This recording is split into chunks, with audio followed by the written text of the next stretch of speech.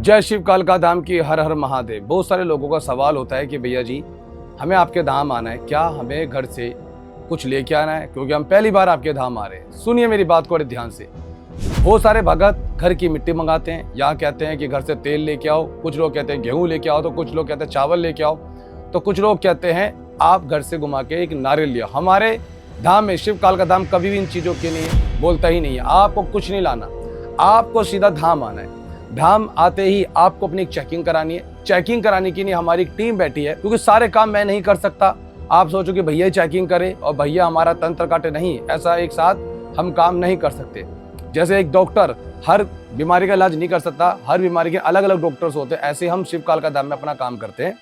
आप जब भी हमारे धाम पर आते हैं, चेकिंग करने के लिए एक अलग सी टीम बैठी है जो बहुत पावरफुल है, बहुत अच्छे से चेकिंग कर पाती है, बहुत डीपली जाके बता पाती है आपकी बातों को।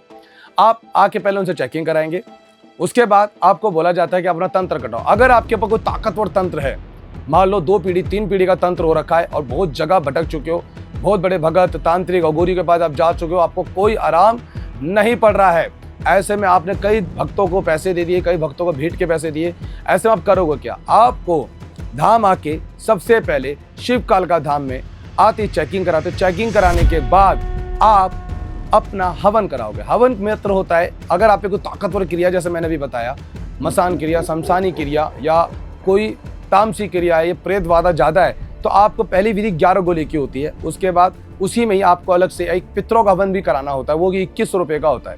आप ये दोनों चीज़ें एक साथ करा लेते हैं, आपके घर में बंधन बहुत तगड़े लग जाते हैं, आपके पितर बंधन मुक्त हो जाते हैं। अगर आप पितरों को बंधन मुक्त करा लेते हो, आपके कारोबार में उन्नति होती है, आपकी वंश की गति बढ़ती है। जो घर में शादी ब्याहों में रुकावट आ रही है, उन रुकावटों से आपको मुक्ति मिलती है। कर्जे से कर्जा हो ही जा रहा है, कर्जों से मुक्ति मिलती है।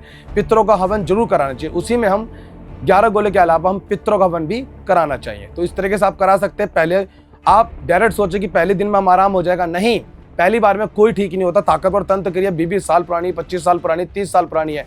इसको ठीक होने में कम से कम 16-17 हवन आपको कराने होते हैं। हर बार आप हवन में आते हैं, 3 गोले 5 गोले लेके ही आप हवन में बैठते हैं। इस हवन में क्या होता है कि मैं संकल्प हवन करता हूं, आप लोगों के लिए हाथ में जल लेके मैं संकल्प हवन करता हूं।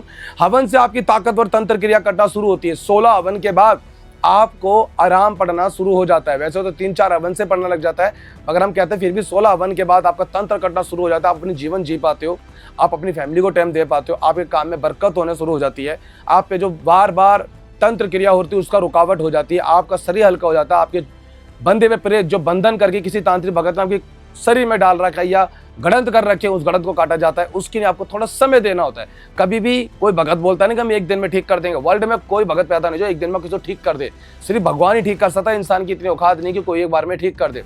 अगर आपका सच्चा भाव है, सच्चा प्रेम है परमात्मा से, आपने भक्ति करी है, जीवन भर आपने कष्ट में भी आपने भक्ति करी है, आप शिव कालका धाम आते हो, तो मैं भी हो सकता है कि आपका परमात्मा सुने और आप एक ही बार में ठीक हो जाओ। मगर मैं कभी नहीं कहता कि मैं एक बार में किसी को ठीक कर सकता हूँ, क्योंकि मेरी इतनी शक्ति नहीं है, मैं इतना क्षमता नहीं है कि मैं किसी को ठीक कर सकूँ। परमात्मा ठीक करता, मैं तो एक जरिया हूँ।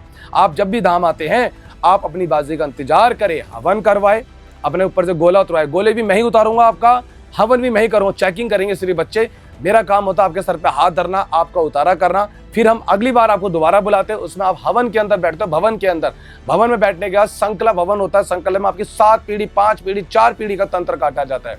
आपको समझ आ गया हो कि किस तरीके से शिव कालका धाम की शक्तियां काम कर रही है।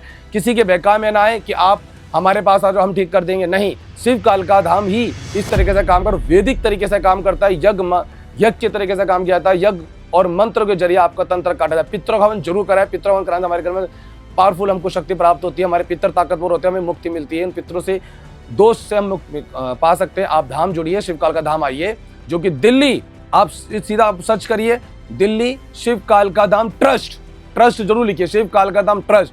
आपको देखिए नागलोई में आपका धाम आ जाता है, और धाम के अंदर जब आते हैं तो वहां पे मैं आपको मिलूंगा बैठा हुआ। ये ध्यान रख के चले, धाम में मैं जरूर मिलूंगा बैठा हुआ। धाम की छुट्टी कब कब रहती है? वीरवार और शुक्रवार को धाम बंद रहता है। कोई भी वीरवार शुक्रवार को धाम ना आए, बाकी 5 दिन में आपकी सेवा में हूँ, आप आ सकते हो।